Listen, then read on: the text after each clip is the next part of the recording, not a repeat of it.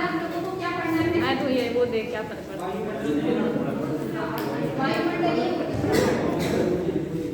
वायुमंडलीय उत्क्रमण किसे कहते हैं? वायुमंडलीय उत्क्रमण होता क्या है?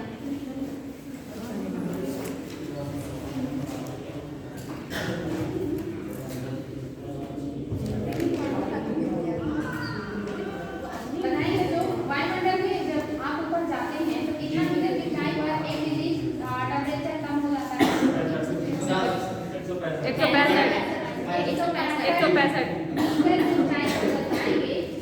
1 डिग्री टेम्परेचर घट जाएगा। यानी कि वायुमंडल में अगर हम क्षोभ मंडल की बात करें तो इसमें टेम्परेचर गिरने की प्रवृत्ति पाई जाती है और आपके एनवायरनमेंट को या आपकी जो मौसम संबंधी घटनाएं हैं ये सब क्षोभ मंडल में होती हैं। ये सारी गतिविधियां आपके क्षोभ मंडल में होती हैं। यानी कि अगर नॉर्मली आप सभी को पता है क्षोभ मंडल में जैसे जैसे ऊंचाई बढ़ेगा टेम्परेचर घटता जाएगा और ये कहलाता है वायुमंडलीय जो है एक तरीके से कहीं टेम्परेचर गिरने की प्रवृत्ति। लेकिन वायुमंडलीय उत्क्रमण क्या है? वायुमंडलीय उत्क्रमण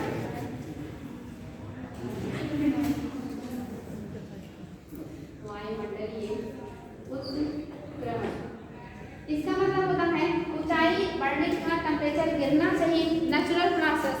लेकिन अगर कभी जो गर्म हवाएं हैं, गर्म और ठंडी दोनों तरह की हवाएं आपके यहाँ चल रही हैं, तो जो ठंडी हवाएं हैं उनके ऊपर जब गर्म हवाओं का विस्तार हो जाए, यानी कि ठंडी हवाओं को गर्म हवाएं ढक लें और टेम्परेचर ऊपर जाने पे गिरने के बजाय क्या हो, बढ़ने लगे, तब ये क्या कहलाता है?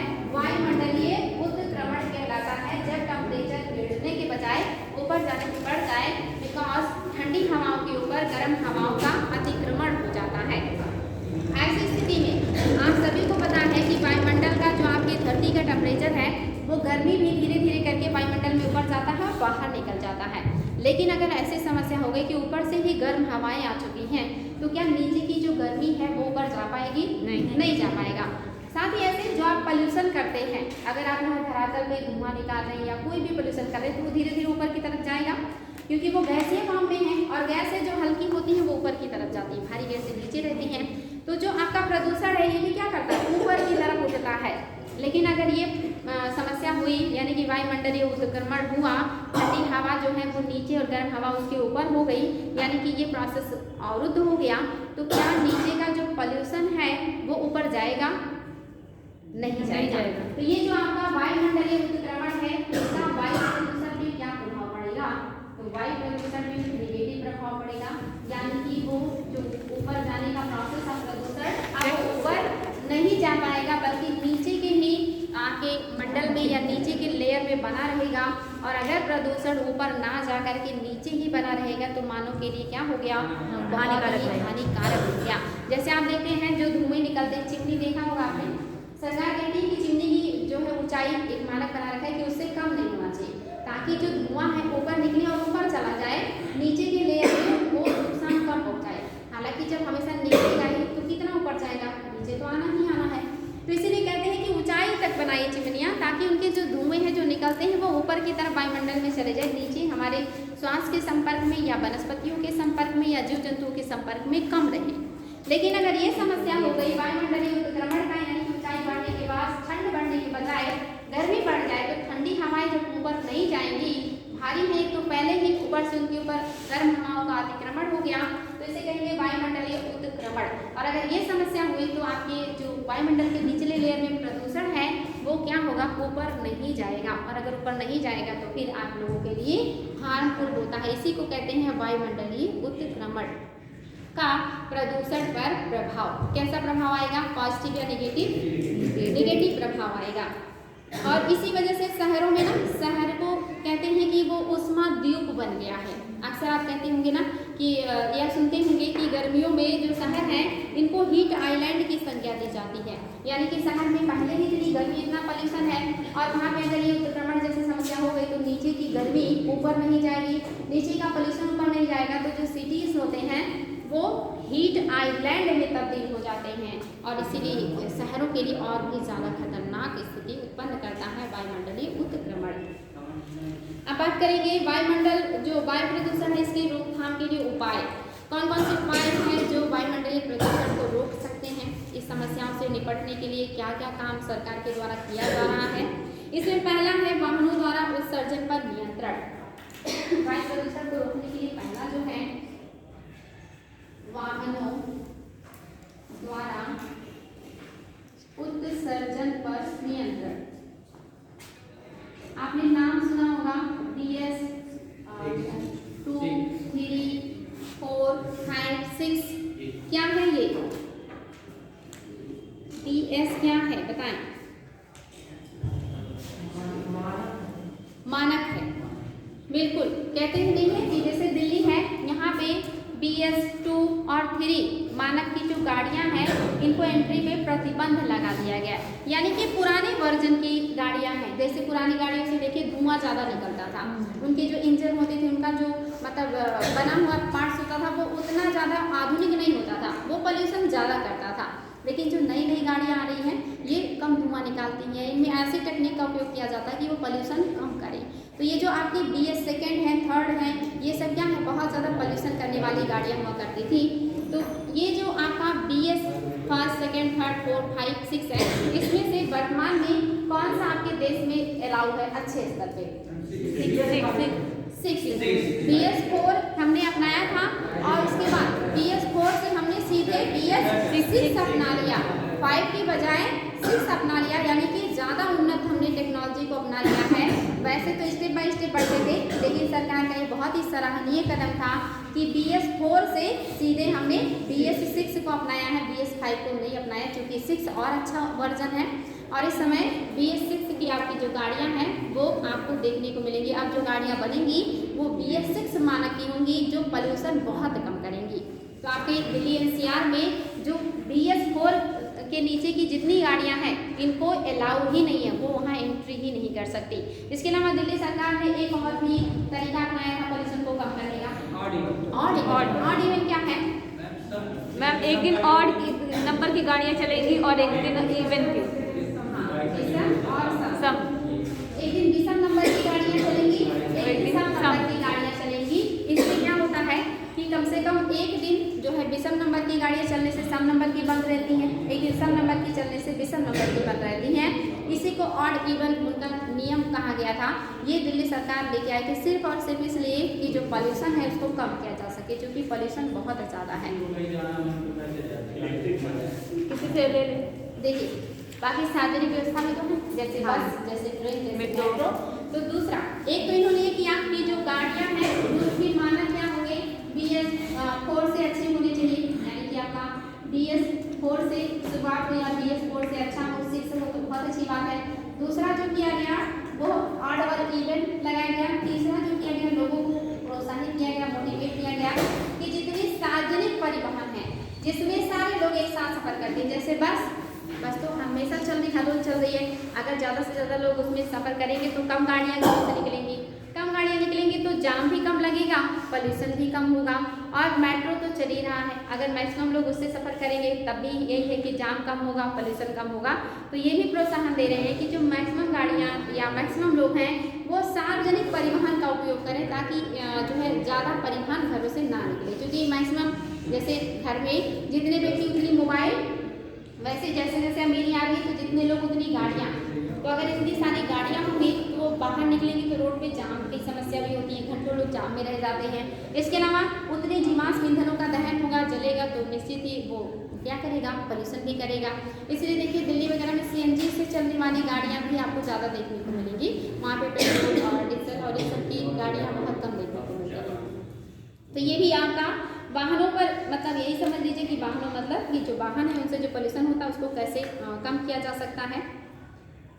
उसमें जो 2.5 के इवेंट की बात है, आगे हाँ PM 2.5 करने के लिए इसमें ऐसी टेक्नोलॉजी मतलब उससे जो PM है वो 2.5 ये सबका उत्सर्जन कम होगा, बिल्कुल। क्योंकि आपको पता है ये उद्योग धंधों से, वाहनों से और बाकी सारी चीज़ों से निकल रहे हैं। तो अगर ऐसी चीज़ों का उपयोग किया जाएगा और यहाँ से नहीं निकलेंगे या कम निकलेंगे तो इनकी मात्रा कम होगी।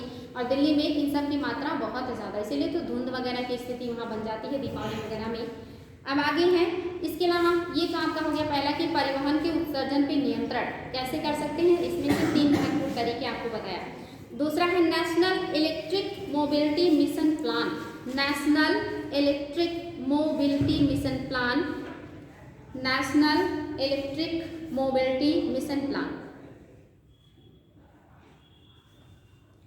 इसकी जो है क्या उद्देश्य है, इसको क्यों लाया गया है, तो ये आपका पर्यावरण हितैषी और उच्च क्षमता वाली गाड़ियाँ जो हाइब्रिड हो, यानी कि वो आपके डीजल से भी चल सके, यानी कि जीवाश्म से भी, प्लस बैटरी से भी चल सके, और साथ ही कुछ ऐसी जो सिर्फ बैटरी से, जैसे आप देखेंगे जो ई रिक्शा है ना, ई रिक्शा वगैरह पहले दिल्ली में ही शुरू हुआ है, उसके बाद अब देखिए धीरे धीरे सभी शहरों में जा रहा है। तो ये जो इलेक्ट्रिक गाड़ियाँ हैं इनके लिए भी एक प्लान लाया गया, मिशन लाया गया, जिसे कहा गया national electric mobility mission plan. इसके तहत हाइब्रिड गाड़ियाँ या इलेक्ट्रिक गाड़ियों को ज़्यादा जो है मोटिवेट किया गया, ताकि जो पोल्यूशन है वो कम किया जा सके। ये दूसरा सरकार का कदम रहा। तीसरा है national urban transport policy, national urban transport policy. इसका वही मतलब है कि शहरी क्षेत्रों में पब्लिक परिवहन को अधिक ज़्यादा जो है बढ़ावा देना, कि जो लोग हैं वो पब्लिक गाड़ियों का उपयोग करें, पब्लिक परिवहन से ज़्यादा सफ़र करें और जो है अपनी खुद की गाड़ियों को कम यूज़ में लाएं। तो ये आपका जो मिशन लाया गया था नेशनल अर्बन ट्रांसपोर्ट पॉलिसी। इसके बाद जो बहुत ज़्यादा चर्चा में था वो है सफ़र आपका जो है ये भी भारत में वायु गुणवत्ता की जांच करने वाली एक मोबाइल ऐप है। एग्जाम में आया है कि सफ़र क्या है। सफ़र आपका एक मोबाइल ऐप है जो वायु की गुणवत्ता की जांच के लिए लाया गया था। इसका फुल फॉर्म आया था कि सफ़र का फुल फॉर्म क्या है, तो सफ़र का फुल फॉर्म है system of air quality and weather forecasting and research. इसका फुल फॉर्म एग्जाम में कई बार आया था, system of air quality and weather forecasting and research. ये सफ़र का फुल फॉर्म है, बहुत इंपॉर्टेंट है। और इसको तैयार किया था पुणे द्वारा, इसको तैयार किया गया था। याद रखिएगा पुणे ने ये जो है मोबाइल ऐप तैयार किया था। ये आपका वायु की गुणवत्ता की जांच के लिए आया था आपका मोबाइल ऐप सफ़र। इसका फुल फॉर्म आया है और साथ ही आया है कि क्यों आया था और ये ऐप किसने बनाया था, तो पुणे द्वारा ये जारी किया गया था।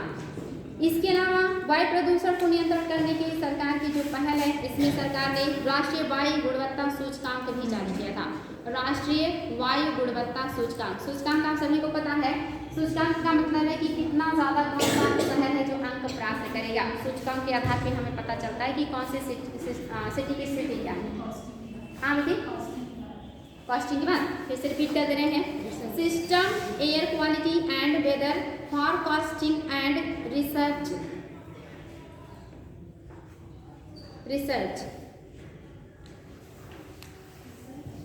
हाँ हो गया, फिर से रिपीट करें। ठीक, तो आपका हो गया फिर से राष्ट्रीय वायु गुणवत्ता सूचकांक। ये भी क्यों आया है, वायु की गुणवत्ता की जांच के लिए कि कौन से शहर की वायु की गुणवत्ता कैसी है। जैसे अब जब रिसर्च होता तभी पता चलता है ना कि दिल्ली में बहुत ज़्यादा पोल्यूशन है। यूपी में बात करेंगे तो कानपुर में सबसे ज़्यादा पोल्यूशन है क्योंकि इंडस्ट्रियल इलाका है। तो इससे शहरों की वायु की गुणवत्ता की जाँच की जाती है और उसको नंबरिंग दिया जाता है कि कौन से शहर की स्थिति भयावह है, कौन से शहर की स्थिति खतरनाक है, कौन सा है जो अधिक खतरे में, कौन सा है कम खतरे में, कौन सा है जो खतरे के बाहर है।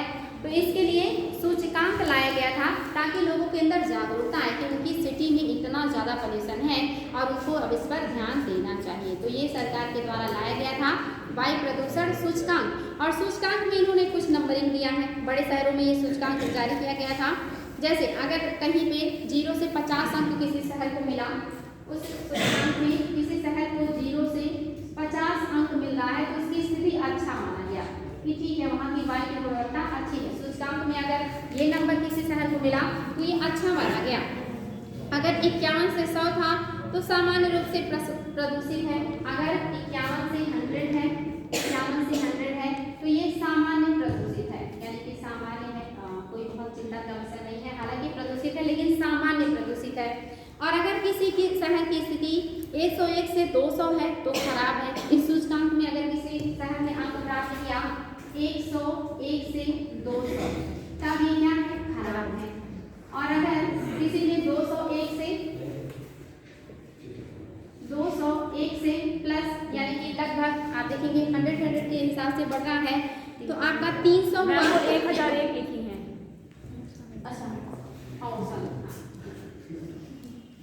चलिए फिर क्या हो गया 201 से आपका अगर 300 है तब आपका क्या हो गया बहुत खराब, यानी कि यहाँ की स्थिति बहुत खराब है।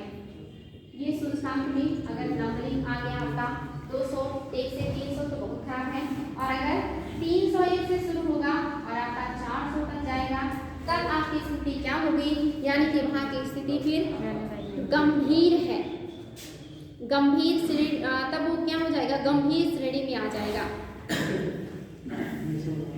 गंभीर। और अगर उससे भी ज्यादा है तो यानी कि भयावह है, वो अत्यंत खतरनाक है, यानी कि अगर 500 से फिर 500 गया तब वो स्थिति और भी ज्यादा दयनीय है, या वो स्थिति बहुत ही शोचनीय है, उसमें चल नहीं पाएगा। हाँ, अब इसमें ये नोट कर लीजिएगा, वायु गुणवत्ता सूचकांक में 8 प्रदूषणकारी तत्वों को रखा गया था। वायु गुणवत्ता सूचकांक में 8 प्रदूषणकारी तत्वों को रखा गया था। वो 8 प्रदूषणकारी तत्व कौन कौन से हैं? इसमें आपका है PM10, PM2.5, PM10 है, पहला है PM10, दूसरा है PM2.5, इसमें 8 है, फिर बढ़ा के 12 किया गया है। जब इसके बाद वाला मिश्रण आया उसमें 12 किया गया। तो राष्ट्रीय वायु गुणवत्ता सूचकांक में 8 है, जिसमें PM10 है, PM2.5 है, नाइट्रोजन डाइऑक्साइड है, सल्फर डाइऑक्साइड है, कार्बन मोनोऑक्साइड है, nitrogen di NO2, sulphur di SO2 और कार्बन CO, ये भी है, यानी कि आपके हो गए हैं, ये 5 हो गया। इसके अलावा ओजोन है, अमोनिया है और लेड, ओजोन, अमोनिया और लेड, ओजोन, अमोनिया और लेड, ये आपके 8 प्रदूषणकारी पदार्थ हैं या तत्व हैं जो राष्ट्रीय वायु गुणवत्ता सूचकांक जो बनाया जाता था वो वायु में इन्हीं चीजों को मापा जाता था कि वायु में कौन से शहर के वायु में इन चीजों की अधिकता है, और इसमें जिसका सबसे ज्यादा अंक है वो उसकी स्थिति उतनी ही खराब, और जिसका जितना ज्यादा कम अंक वो उतना ही अच्छी स्थिति में माना गया। तो ये आपका आया था राष्ट्रीय वायु गुणवत्ता सूचकांक के तहत ये दिया गया था। इसके बाद आपका आता है राष्ट्रीय वायु गुणवत्ता निगरानी कार्यक्रम, ये सूचकांक था, फिर लाया गया राष्ट्रीय वायु गुणवत्ता निगरानी कार्यक्रम। इसके तहत भी वही की वायु की गुणवत्ता कैसी है और किस तरह से इस पर काम करने के क्या क्या जो है सुधार करने के कदम उठाए गए हैं, साथ ही हमें और कौन से कदम उठाने चाहिए, ये आपके राष्ट्रीय वायु गुणवत्ता निगरानी कार्यक्रम का एक हिस्सा था। इसके बाद आया राष्ट्रीय व्यापक वायु गुणवत्ता मापदंड, राष्ट्रीय व्यापक वायु गुणवत्ता मापदंड, राष्ट्रीय व्यापक वायु गुणवत्ता मापदंड, यानी कि आपका राष्ट्रीय वायु गुणवत्ता सूचकांक था। अभी आया आपका राष्ट्रीय व्यापक वायु गुणवत्ता मापदंड, इसमें जो आपके 8 पदार्थ हैं इनकी संख्या बढ़ा के 12 कर दिया गया। तो याद रखिएगा ये क्वेश्चन आया है कि राष्ट्रीय वायु गुणवत्ता सूचकांक में कौन सा पदार्थ है खास या कौन से नहीं थे। फिर पूछेगा कि राष्ट्रीय व्यापक वायु गुणवत्ता मापदंड में कौन कौन से पदार्थ शामिल थे या कौन सा नहीं था। तो आपके 8 तो रहेंगे ही रहेंगे, यानी कि PM10, PM2.5, nitrogen dioxide, sulphur dioxide, carbon monoxide, ozone, ammonia और लेड, ये तो है ही 8 प्लस 4 और इसमें जोड़ दिए गए थे, वो है आपके बेंजीन है, आर्सेनिक है और निकेल है। बेंजीन, आर्सेनिक और nickel, benzene, arsenic, nickel, arsenic, nickel,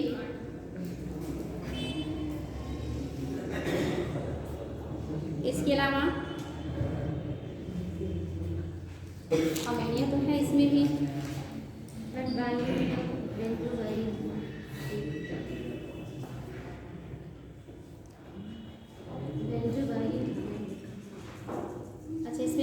दिया ही है, मैं सोच रही हूँ कि 12 नहीं, ठीक है, इतना ही याद रखेंगे तो इसमें से आएगा और पूछ लेगा कि आपके ये तक तो ऑप्शन में होंगे और पूछेगा कि जो यहाँ पर राष्ट्रीय वायु गुणवत्ता मापदंड लाया गया था इसमें से कौन सी गैसें शामिल हैं या इसमें से कौन सी गैस शामिल नहीं है, कूट की सहायता से उत्तर दीजिए।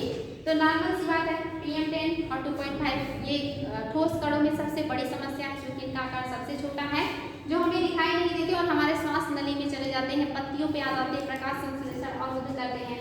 नाइट्रोजन की ऑक्साइड सभी को पता है, सल्फर की ऑक्साइड आप सभी को पता है, ये दोनों मिलकर अम्ल वर्षा करते हैं। आपका CO आपकी हीमोग्लोबिन के साथ सबसे तेज क्रिया करके श्वास को अवरुद्ध करने वाला आपका गैस है। ओजोन आप सभी को पता है कि नीचे के क्षेत्र में कैसे बन जाता है, कल आपने पढ़ा है ओजोन कैसे बनता है,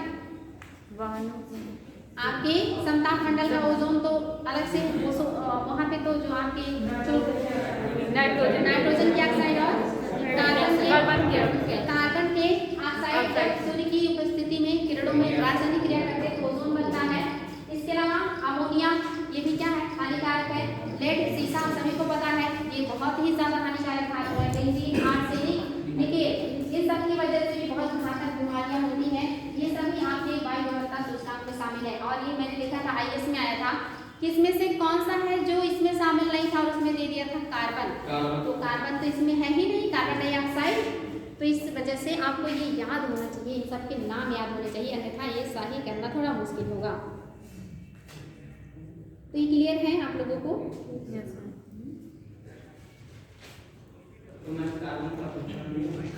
कार्बन का जो वायु है मतलब कार्बन डाइऑक्साइड जो है ये प्रदूषणकारी गैस है, लेकिन उससे भी ज्यादा ये ग्रीन हाउस इफेक्ट है। इस सब में देखेंगे इसमें कोई भी ऐसी गैस ज्यादा नहीं दिखनी होगी जो ग्रीन हाउस इफेक्ट को देती हो बढ़ावा। ये सब पॉल्यूशनकारी गैस है।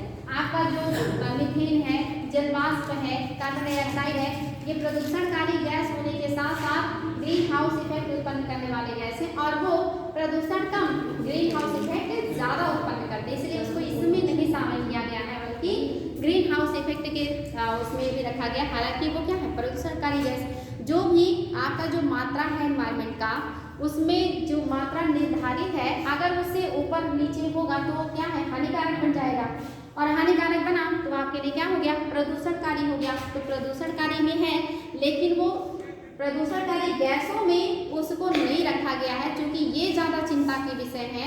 वो ग्रीन हाउस इफेक्ट के रूप में हमारे लिए ज़्यादा चिंता का विषय है कि कार्बन को ऑब्जर्व करेंगे, कम उत्सर्जन करेंगे तो ग्रीन हाउस इफेक्ट कम आएगा।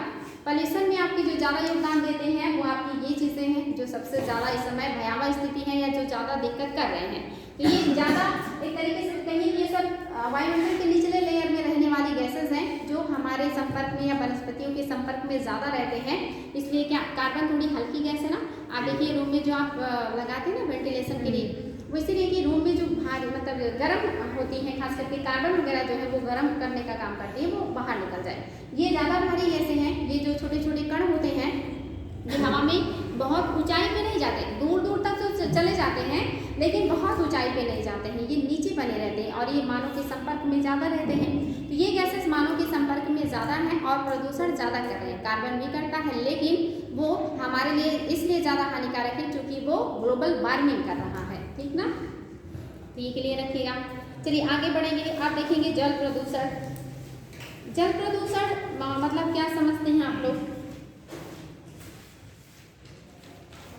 जल प्रदूषण आपको पता है जैसे आपका स्थल मंडल है ऐसे ही आपका जल मंडल भी है और आप जल का उपयोग स्थल मंडल के जीव भी करते हैं और जल मंडल के जीव भी करते हैं।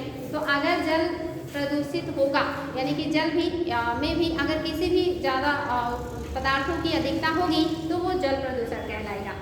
जल में क्षमता होती है कि वो अपने आप को रिफ्रेश करे, अपने आप को स्वच्छ करे, लेकिन उसकी जो रिफ्रेश या स्वच्छ करने की क्षमता है अगर आप उससे ज़्यादा उसमें अशुद्धियाँ मिला देंगे तो उसकी क्षमता क्या करेगी, जवाब दे देगी। हर किसी की क्षमता होती है ना धारण करने की, चाहे वो जल हो, वायु हो, पृथ्वी हो, धारण करने की सबकी एक क्षमता होती है। अगर उस क्षमता से ज़्यादा आप उसमें कुछ भी करेंगे तो क्या करेगा, समस्याएं क्रिएट करेगा। ऐसे जल है वो अपने आप को शुद्धिकरण करने की क्षमता रखता है, वो शुद्ध कर सकता है अपने आप को, लेकिन समस्या ये है कि जिस दर से वो शुद्ध करता है उससे भी कहीं ज़्यादा, कई गुना ज़्यादा तेज गति से या उससे ज़्यादा तेज दर से आप उसमें पॉल्यूशन करते हैं, इसीलिए वो अपने आप को शुद्ध नहीं कर पाता। जैसे आपने नाम सुना होगा गंगा का। गंगा को पवित्र नदी क्यों कहते हैं? क्योंकि वो अपने वाटर को स्वच्छ रखने की क्षमता रखती है। रीजन क्या है? बैक्टीरियोफेज नामक वायरस पाए जाते हैं गंगा के जल में। यह एकमात्र नदी जिसमें वायरस पाया जाता है, और ये वायरस जिसका नाम है बैक्टीरियोफेज। बैक्टीरियोफेज वायरस पाया जाता है। ये जो वायरस है, आपको पता है पॉल्यूशन का जो काम करते हैं वो ज्यादातर कवक और बैक्टीरिया। ये बैक्टीरियोफेज जो वायरस है, ये जो कवक और बैक्टीरिया जो पनपते हैं उन बैक्टीरिया को खा लेगा है। और जब ये बैक्टीरिया को खा लेगा, उनको पनपने नहीं देगा, तो पॉल्यूशन कैसे करेंगे? तो गंगा के वाटर में ये क्षमता है कि वो अपने वाटर में अगर किसी तरह के जीवाणुओं का जो है जन्म हो रहा है, जो पानी को सड़ाने का काम करते हैं, उनको ये उनका ये भक्षण कर लेते हैं, और अगर ये खा लेंगे तो पॉल्यूशन नहीं होगा। लेकिन आप देखिए आजकल गंगा का ये वायरस भी ये काम करने में असमर्थ हो जा रहा है, क्योंकि इतना कचरा आप उसमें डाल रहे हैं। इतने सारे महानगर हैं गंगा के पास, इतने ज़्यादा नगर हैं, इतना ज़्यादा कचरा, फैक्ट्रीज हैं, वो सारे कचड़े, सारी गंदगी इसमें जा रही है। तो कितना बैक्टीरियोफेज जो वायरस है वो खाएगा, उसकी अब बस का नहीं रहा। यानी कि अब जो गंगा है वो आधी से ज़्यादा स्थिति क्या हो गई है, उनकी भी खतरनाक है। इसीलिए अब गंगा के लिए अलग से मिशन बना करके उनको साफ करने की बात चल रही है। जब मोदी जी आए हैं तो उनका एक एजेंडा ये भी था कि वो आएंगे तो गंगा को स्वच्छ करेंगे, जो आज तक कोई नहीं कर पाया है। तो उनका एक एजेंडा ये भी था, लेकिन वो भी क्या है, सफल नहीं हो पाए, क्योंकि मानो इतना ज़्यादा उसमें गंदगी डाल चुका है या डाल रहा है कि उसको स्वच्छ कर पाना इतना आसान नहीं। जब तक जन जागरूकता नहीं आएगी तब तक नहीं होगा। जैसे आपने नाम सुना होगा टेम्स नदी का, कहाँ की गंगा कहलाती है? टेम्स को कहाँ की गंगा कहते हैं? टेम्स है किस देश में?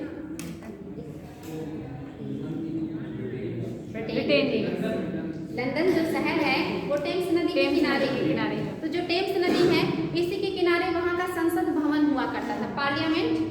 और उसके बाद इतना ज़्यादा पोल्यूशन इसमें हो जाता था कि इसमें से स्मेल, जैसे अभी आपके यहाँ जो यमुना ये नदी इतना ज़्यादा स्मेल करती है, इतना ज़्यादा बदबू होता है कि अगर वहाँ से गुजर रहे तो आपको सांस रोक लेना पड़ेगा, इतना ज़्यादा पोल्यूशन उसमें हो गया। यही हाल टेम्स नदी का था। पार्लियामेंट की बैठकें रद्द करनी पड़ती थी, पार्लियामेंट को वहाँ से कहीं और ट्रांसफर करना पड़ा, क्योंकि वहाँ सांस लेना मुश्किल हो गया। सरकार ने बहुत सारी योजनाएं लाई और उसको कई बार सहाया भी, लेकिन वो फिर बार बार वही स्थिति आ जाती थी। फिर लोगों को जागरूक करने का प्रयास किया उन्होंने, और जब लोगों के अंदर जागरूकता आई और लोगों ने इस काम को कहा जो है बंद किया कि इसमें गंदगी नहीं फैलाना है, तब जाकर के टेम्स की सफाई सक्सेस हुई और अब टेम्स एक स्वच्छ नदी है। तो वही है, सरकार लगी रहे, योजनाएं लाती रहे, पैसे बर्बाद करती रहे। जब तक हम जागरूक नहीं होंगे, उसमें जो शव को जलाते हैं उसको नहीं डालेंगे, पशुओं का बॉडी नहीं डालेंगे, या अन्य बहुत सारे धार्मिक काम भी उसी में किए जाते हैं। इसके अलावा इतना दुनिया भर का कचरा जो शहरों से निकलता है, उद्योगों से निकलता है, ये सब क्या सब नदी में जाता है। जब तक गवर्नमेंट और जनता दोनों मिलकर काम नहीं करेंगे संभव नहीं होगा। और इसका सबसे अच्छा उदाहरण टेम्स नदी है। तो ये आपकी नदियाँ जो हैं या कोई भी जलाशय, वो अपने पानी को स्वच्छ करने की क्षमता रखता है, लेकिन उसकी क्षमता कब जवाब दी जाती है, जब उसमें गंदगी फैलाने वालों का जो दर है या जो मात्रा है वो उनकी क्षमता से कहीं ज़्यादा हो जाता है, तब वो क्या हो जाता है, पॉल्यूशन से युक्त हो जाता है। और अगर बात करेंगे नदियों में, तो हम इतना ज़्यादा कचरा डाल रहे हैं। ऐसे आपकी भौम जल भी है, आप सभी लोग जो पानी का यूज़ करते हैं वो ज़मीन से निकाल के यूज़ करते हैं, और उसमें भी आपके घरेलू कचरे हैं, आपके नगर के कचरे, उद्योग धंधों के कचरे हैं, वो नदियों में जा रहे हैं। तो क्या नदी का पानी छन छन के जाता है ना नीचे, तालाबों का पानी छन छन के जाता है, झीलों का पानी जाता है। और इंडिया का 50% से ज़्यादा नदी, तालाब, झील सब क्या हो गए हैं, प्रदूषित हो गए। उनका पानी आप पी नहीं सकते हैं। पहले के टाइम में रहता था लोग पीने के लिए तालाब के पानी का उपयोग, झील के पानी का उपयोग, नदी के पानी का उपयोग पानी पीने के लिए करते थे। अभी भी देखिए लोग गंगा जल मुख में डालने की बात करते हैं। मुझे लगता है अगर किसी की मृत्यु नहीं भी होने वाली होगी और उसके मुख में गंगा जल डाल देंगे तो हो जाएगी, क्योंकि इतना पोल्यूटेड हो गया है वो, तो इसको पीने के बाद तो वैसे व्यक्ति नहीं बचेगा। तो वो अपनी धारणा बदल देना पड़ेगा, गंगा जल की जगह आप फिल्टर वाला पानी डाल दीजिएगा। तो ये जो इतना पॉल्यूशन करते हैं, ये पानी के द्वारा क्या होता है, छन छन करके आपके नीचे वाटर लेवल को बहुत ज़्यादा दुष्प्रभावित करता है। फिर उसी पानी का उपयोग आप पीने के रूप में करते हैं, अन्य खाना बनाने में करते हैं, तो आपके शरीर में जाता है। ये मत सोचिएगा उबालने से उसमें जो शीशा है, जो आर्सेनिक है, जो पारा है, ये नहीं नष्ट होते, जो भारी धातु हैं वो नष्ट नहीं होते, यही जैव आवर्धन का काम करते हैं। तो अगर पानी में इसकी मात्रा है तो ये बहुत बड़ी समस्या है, आप इसको फिल्टर करके नहीं निकाल सकते हैं। तो ये आपके जल प्रदूषण होने का एक मतलब जो जल है ये किस तरह से प्रदूषित हो रहा है, इसके लिए आप मतलब बेहतर काम तो किए जा रहे हैं, लेकिन कोई खास अभी तक परिणाम निकल के नहीं आया। प्रदूषण के स्रोत की बात करेंगे, जल प्रदूषण की, तो एक होता है बिंदु स्रोत प्रदूषण। बिंदु स्रोत प्रदूषण, इसके अंतर्गत ऐसे प्रदूषण आते हैं जिसमें प्रदूषक जल जो है वो निश्चित स्रोत से आते हैं। बिंदु प्रदूषण का मतलब है कि ऐसा प्रदूषण जहाँ पे स्रोत निश्चित होता है कि ये फैक्ट्री से आएगा और ये घरेलू कचरा है, ये आपके नगरों का सीवेज है, ये निश्चित जो प्रदूषण करने वाले जल स्रोत हैं वो कहते हैं बिंदु स्रोत प्रदूषण। दूसरा जो है बिंदु स्रोत प्रदूषण, जिनका कोई निश्चित नहीं है और जो बहुत ब्रॉड स्तर पे होते हैं, जिनका काफ़ी जो एरिया है वो ब्रॉड है और जो निश्चित नहीं होते। जैसे वर्षा से आप किस साल कितनी ज़्यादा वर्षा होकर कितनी मिट्टियों का जो अवसाद है या जो गंदगी है वो बह के नदी में आएगा, कोई निश्चित नहीं है। ये क्या हो गया, बड़े स्तर पे हो जाएगा। साथ ही आप देखते हैं कि कृषि क्षेत्र का बहाव, कृषि क्षेत्र का भी आप देखते हैं, बारिश हो गया किसी भी तरह का अगर नदी के किनारे है तो एक्स्ट्रा जो वाटर हो गया, एक्स्ट्रा चीज़ें जो होंगी वो भी जाती हैं। इसके अलावा आप देखेंगे कि धोबी घाट, आपको पता थोड़ी है कि कहाँ कितना ज़्यादा कपड़े की धुलाई होगी या विस्तार होगा, ये सब क्या है, निश्चित नहीं है। ये ब्रॉड स्तर की गंदगी जो है जो पानी में जाते हैं ये आपके ब्रॉड स्तर में आएंगे। साथ ही खुले में शौच और पशुओं का जो शव है पानी में डाल देना, ये सब क्या है, सब आपके प्रदूषण का काम करते हैं। और ये सब कैसे हैं, ब्रॉड स्तर की बड़ी समस्या है। खुले में शौच आप देखिए अब तो बहुत कम हो गया, लेकिन आज से लगभग 10 साल पहले या 8 साल पहले देख लीजिए गांव में बड़े बड़े लोगों के घरों में ही शौच होते थे। अन्यथा मैक्सिमम लोगों को बाहर ही जाना पड़ता था।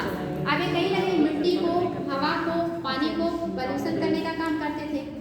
अब जा कर के जो है ऐसी व्यवस्था हुई है कि कम से कम ये चीज़ें आप कम देखने को मिलते हैं, तो ये भी आपके प्रदूषण का कारण है। इसके अलावा आप देखेंगे तेल अधिप्लाव। तेल अधिप्लाव आपने बात किया था ना कि जब आपके यहाँ जो समुद्र है इसी से ही तेलों का जो है आयात निर्यात होता है, और वो भी बहुत बड़े पैमाने पे। आपके यहाँ तेल उतना नहीं होता, लेकिन देखिए हर गाड़ी तेल से चलती है और हर गाड़ी को तेल यानी कि हर रोज कितना ज़्यादा तेल आप जो है जला के नष्ट करते हैं, और इतने तेल का आपको हमेशा आयात करना पड़ता है, और इतना तेल की ढुलाई जो है समुद्रों से होता है। और इस दरमियान कई टन तेल, मतलब गिनती नहीं है, तेल जो है वो कभी उनमें आपस में टकराव की वजह से, कभी रिसने की वजह से, इस तरह की समस्याओं से क्या होता है, समुद्र में वो तेल हर साल निकलते रहते हैं, गिरते रहते हैं, जिससे जो जलीय क्षेत्र है वहाँ के पादप प्लवक प्रभावित होंगे, वहाँ के जलीय जीव प्रभावित होते हैं, तो उनका पारिस्थितिकी तंत्र भी क्या होता है, मतलब जो है डिस्टर्ब होता है। तो जो तेल का रिसना, तेल का समुद्रों में जाना, ये भी क्या है, एक बहुत बड़ा तेल का मतलब जो है पानी के प्रदूषण का स्रोत है। याद रखिएगा, बहुत इंपॉर्टेंट है। कह रहा परिवहन के दौरान लगभग 6.01% तेल रिसाव समुद्र में होता है, और लगभग प्रति वर्ष 200 लाख गैलन तेल सागरीय जल को प्रदूषित करता है। 200 लाख गैलन लगभग तेल समुद्र के पानी में प्रदूषण का काम करता है। आपको मैंने बताया था कि हमारे यहाँ एक संस्था है टेरी, इसने क्या बनाया था, एक बैक्टीरिया, ऑयल जैपर बैक्टीरिया। ये अच्छा तरीका है, जो ऑयल होता है इसको मतलब तोड़ करके ऐसे पदार्थ में कन्वर्ट कर देते हैं जो पानी में आसानी से घुल जाए और प्रदूषण ना करे। तो ऑयल जैपर बैक्टीरिया किसने बनाया, ये पहले एग्जाम में क्वेश्चन आया है, टेरी ने बनाया था, इसको निस्तारण करने के लिए।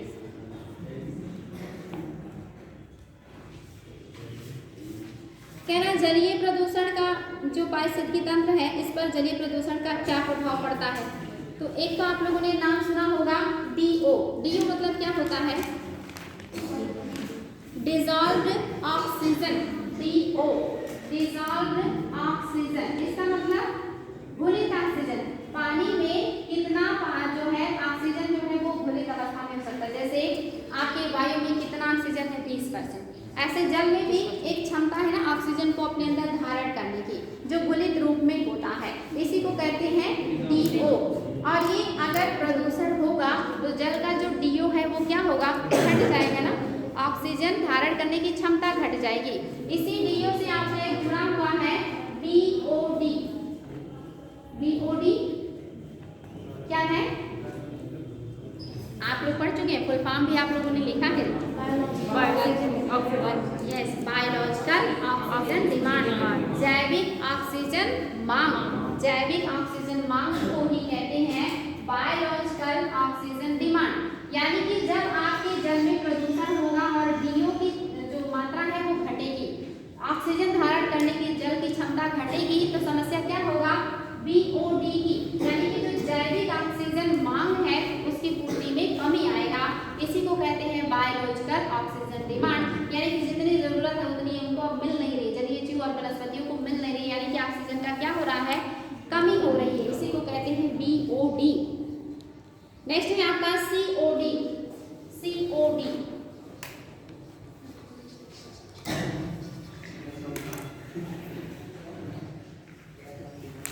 COD का मतलब है chemical oxygen demand. Chemical oxygen demand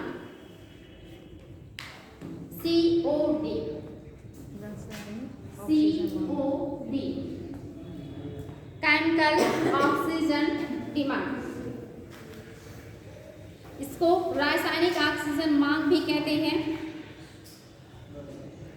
इसका मतलब होता है कि जल में ऑक्सीजन की वह मात्रा जो उपस्थित कुल कार्बनिक पदार्थों के ऑक्सीकरण के लिए आवश्यक होती है।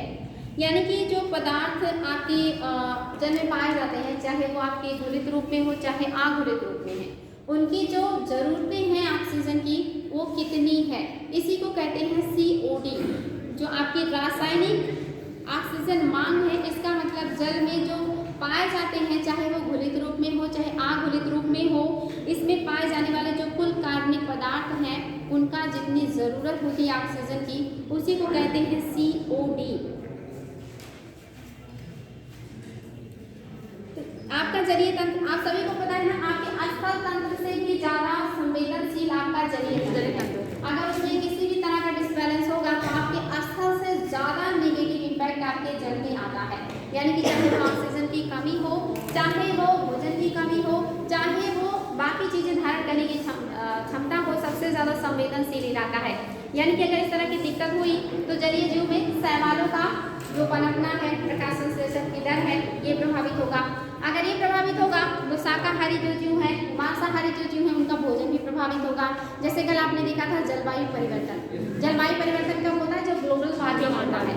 ग्लोबल वार्मिंग में आपने कल स्थल पे देखा था कितनी भयानक स्थिति होती है। यानी कि मानव जीवन या किसी भी तरह का जीवन संभव नहीं रह जाता अगर जलवायु होता है तो परिवर्तन। ऐसे इससे भी ज़्यादा खतरनाक, जितना आपने कल सोचा कि मानव के लिए कितनी खतरनाक स्थिति होगी अगर जलवायु परिवर्तन हुआ, उससे भी ज़्यादा खतरनाक स्थिति जलीय क्षेत्रों का होगा। मैंने कहा था कि जब भी पानी का जो हीट होने का जो मात्रा है वो अगर आपने बढ़ा दिया, क्या होगा, ऑक्सीजन धारण करने की क्षमता घट जाएगा। और अगर घटेगा, अगर ऑक्सीजन धारण करने की, एक तो पहले से 150 गुना कम धारण करके रखता आपका वाटर, और अगर और घट गया यानी कि पानी में ऑक्सीजन की कमी होगी। ऑक्सीजन की कमी होगी तो समस्या होगा। यहाँ आपने देखा था जो कोरल था जिसके साथ जू जैंथली जो सहोकारिता में रहता था, उसका प्रकाश संश्लेषण दर बढ़ेगा। बताया था मैंने, तेजी से ऑक्सीजन निकालेगा, कोरल को जब घुटन होगी तो अपने ऊपर से हटा देगा। और ये भी आप जानते हैं कि सबसे ज्यादा जैव विविधता या सबसे ज्यादा जो चीजें पाई जाती है वो कोरल के पास पाई जाती है। इससे कोरल ब्लीचिंग होगा, वो भोजन की कमी से मरेगा। जो जैंथली भी नहीं रहेगा तो बाकी जीवों को भोजन नहीं मिलेगा, और फिर वहाँ का जो जलीय पारितंत्र है वो क्या होगा, प्रभावित होगा। और आप सभी को पता है जलीय पारितंत्र से आज भी आप लोगों को भोजन, इसके अलावा जो है खनिज संसाधन और बहुत सारी चीज़ें वो प्राप्त होती है। और सबसे बड़ी बात ऑक्सीजन, सबसे ज़्यादा ऑक्सीजन कहाँ से मिलता है, जलीय क्षेत्र से मिलता है। अगर जलीय क्षेत्र डिस्टर्ब होगा तो ऑक्सीजन की कमी होगी, भोजन की कमी होगी, इसके अलावा और भी बहुत सारी चीज़ों की समस्याएं उत्पन्न होगी। तो आपकी ग्लोबल वार्मिंग से स्थल के साथ साथ साथ जलीय क्षेत्र भी प्रभावित होगा और वो और भी ज़्यादा तेजी से प्रभावित होगा। तो क्या आगे डिस्कशन किया जाए, रहने दिया जाए? मैम ये जो इलेक्ट्रिक जो वाहने हैं उनका यूज जो कर रहे हैं वो भी तो हार्मफुल ही एक तरह, क्योंकि गर्मियों में ये चीज़ सुनाई दे रहा था कि उसमें आग लग जा रही थी, तो वो भी तो हार्मफुल ही है। हाँ बेटे देखिए, अगर ऐसी टेक्नोलॉजी बनाई जाए कि मतलब इस तरह की समस्या ना हो, जैसे आप इलेक्ट्रिक वाहन चला रहे हैं तो ठीक है वो बहुत ज़्यादा हीट ना हो या उसमें आग ना लगे, आप उसमें कुछ और उन्नत किस्म की टेक्नोलॉजी लेके आइए तो आपके लिए अच्छा है। जैसे विदेशों वगैरह में ये सब चीज़ें काफ़ी चल रही हैं, तो आप टेक्नोलॉजी को और उन्नत कर लीजिए तो ये बहुत अच्छा है। अगर टेक्नोलॉजी उन्नत नहीं है तो समस्या करेगा। देखिए कोई भी अच्छी चीज़ का अगर आप सही से यूज नहीं करेंगे तो निगेटिव इम्पैक्ट तो आना ही है। अगर इतने फायदे हैं और आपने उसका सही से यूज नहीं किया तो क्या होगा, समस्याएं भी क्रिएट होंगी। उसका इलाज संभव है तो कर सकते हैं। ठीक है, तो चलो तो फिर हम लोग मिलते हैं नेक्स्ट डे।